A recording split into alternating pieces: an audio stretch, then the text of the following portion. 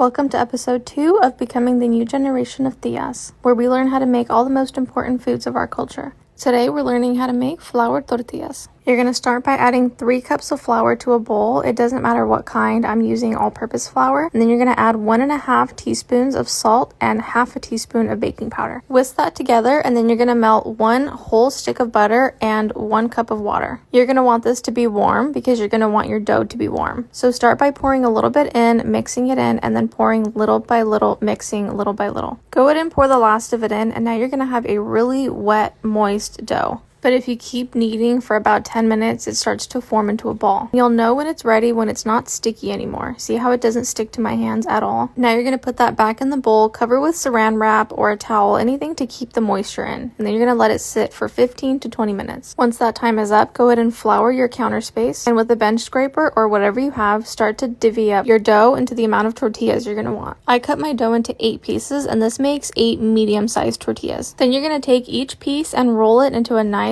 tight little ball. I do that by rolling it around on the counter. Now that you have your 8 little balls, you're going to start to roll them out using a rolling pin. Here you're just going to do your best to make a nice circle. Since they're homemade, they're not going to be perfect circles, but you just do your best. Now go ahead and lay it onto a really hot comal and then flip it once air bubbles start to form. The other side will start puffing up really big, and then you can flip it again. Then you can remove it from the heat. As you're making them, I would keep them in a towel to keep them soft. And that's how you make flour tortillas. Did anybody else eat them warm with butter as a kid?